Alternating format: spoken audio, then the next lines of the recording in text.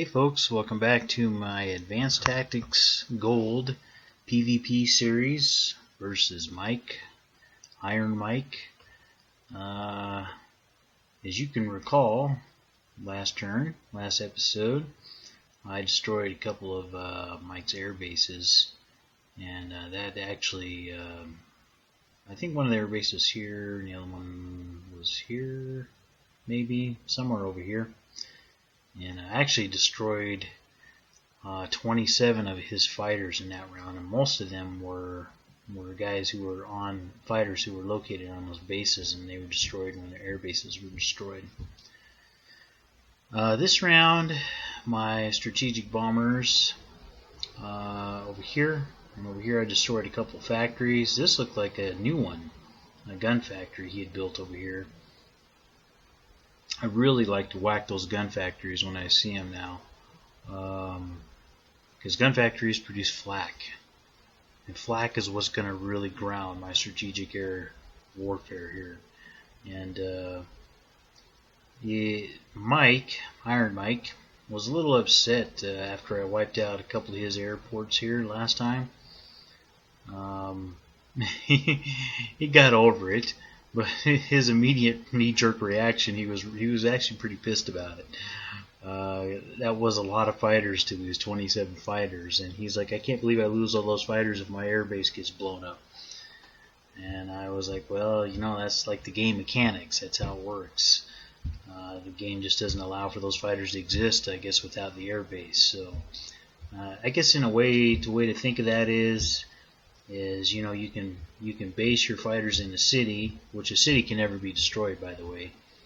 And an air base out somewhere is kind of like having a carrier, I guess, out somewhere. If that carrier gets blown up, those fighters are going to die.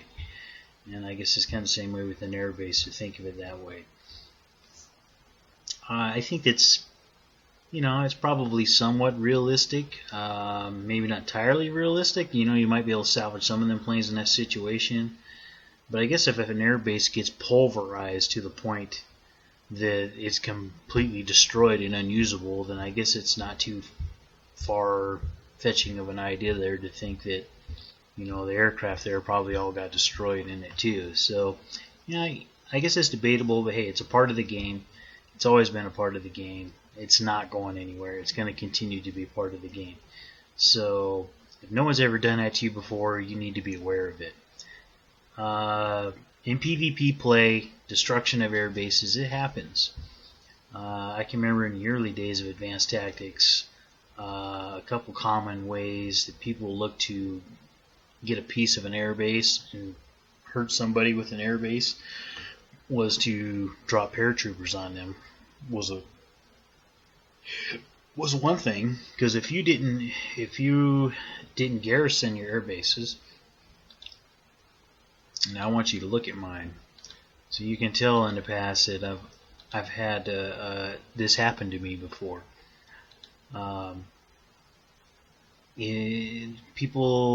Players will have a tendency, because in the AI just doesn't do paradrops, so they might build an air base and not bother to garrison it with ground forces.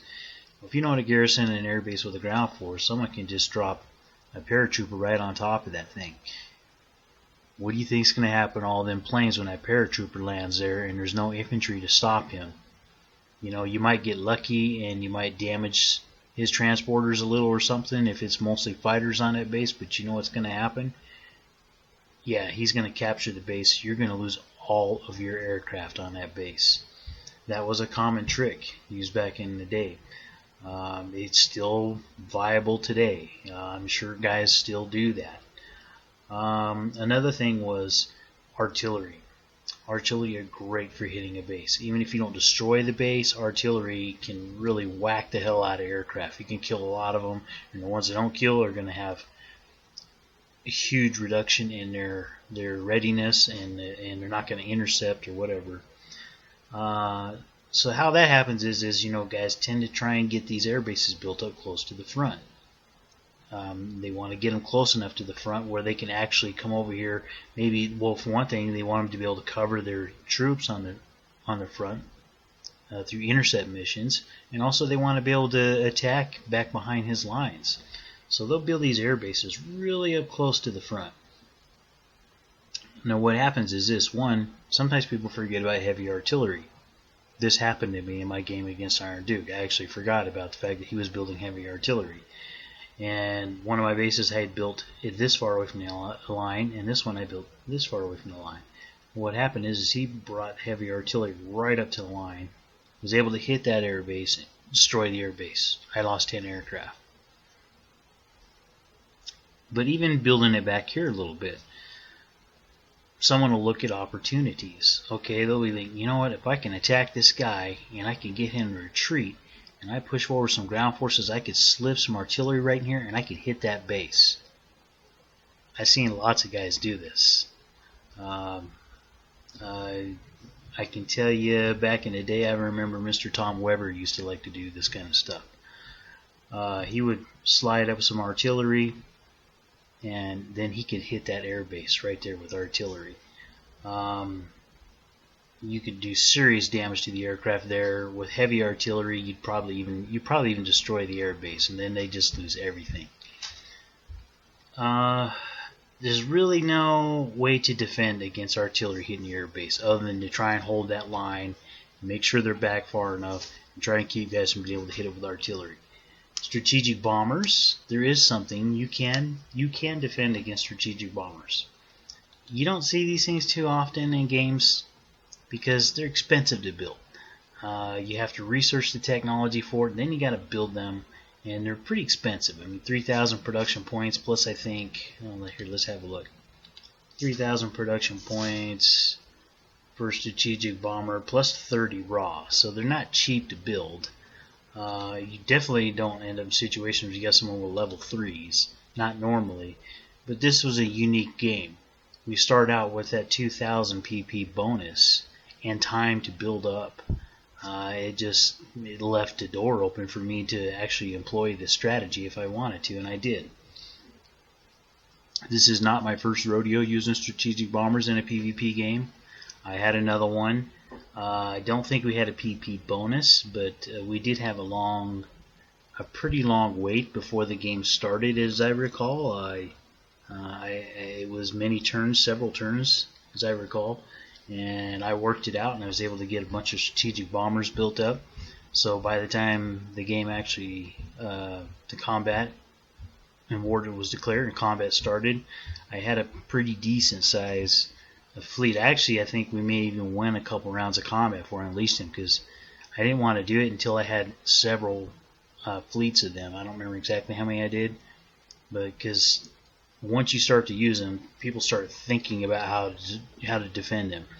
And the thing with strategic bombers is they tend to usually only work for a while, and then people start to figure out how to defend against them, and then they become less effective, and at some point you may even just want to abandon the effort. So it's something that you got to bring on your enemy as a surprise. You beat them down with it early on and use it to gain an advantage, because eventually most guys will figure out how to do something about it. How do you defend against a strategic bomber? Well, the best way is, really you need a combination of fighters and flak, but really flak is really what you need. Flak is going to take a lot of the power out of them, that ability to do structural damage. Flak suppresses that and will reduce that and make it more difficult for a strategic bomber to come in and actually destroy a factory like I did here. Now, common mistake, putting flak directly on the target. Don't put your flak directly on the target.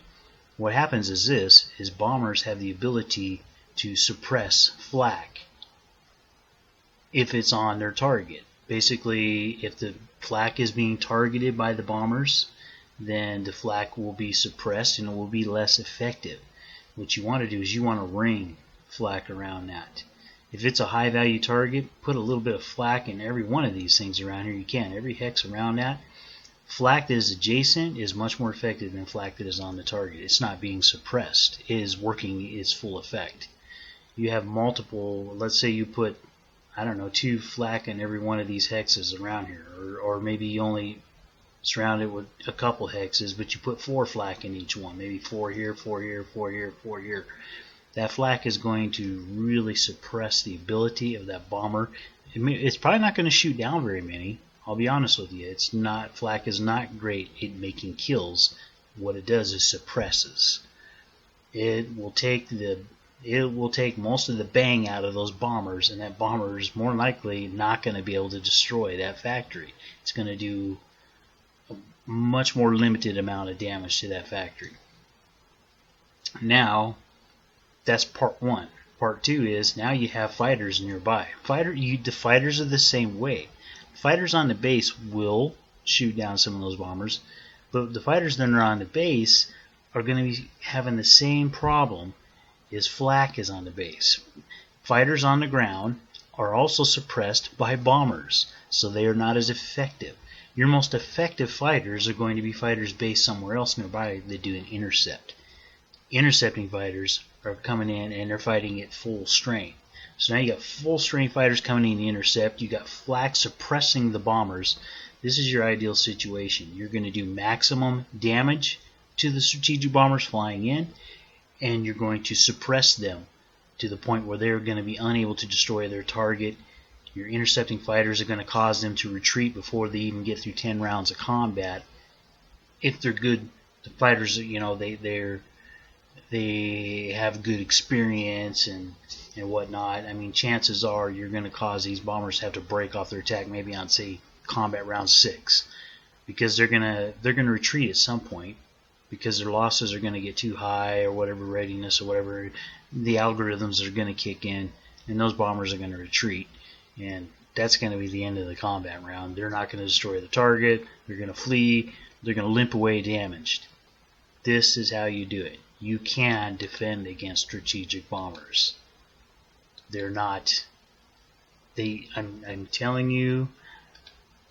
I sprung this on Mike. He's not used to this, and it's probably is freaking him out. He's probably trying to figure out how he can stop them. I'm telling you, I know from experience you can stop these things. These are not the silver bullet that you're going to use to win a game.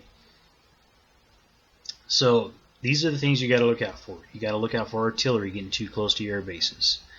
Not real common for strategic bombers to enter a game, but if they enter a game, you really need to work fast to get some flak out there before they go around and just start bombing and wiping out bases or factories left and right, like I have with Mike.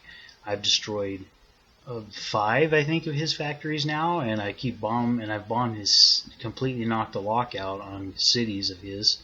That one once, this one twice, and that one nearly once. I've inflicted some very serious damage on Iron Mike with these bombers. Flak, he's had a lot of fighters. Flak is where he's been lacking. Get that flak out there. Get it around, not in. And I'm telling you, you can stop these things. Other than that, I mean, trench warfare stuff. I pounded him with artillery here. I actually tried an assault. I failed.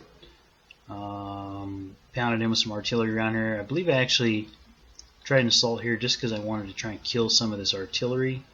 I think I actually did kill 2 artillery pieces with an assault. Let's have a look at the losses here. How many artillery? I guess I only got 1. I got 1 artillery piece. Right? No, wait, no, we're looking at the wrong one here. Oh, here we go. How many artillery? Okay, I got 5. Oh, you know what? I think I may have gotten some from bombing too. So, because I bombed that target, and I did artillery strikes, so it's possible maybe my artillery strikes picked off 1, my bombers maybe picked off 2, and then I picked off 2 more when I did an assault on it.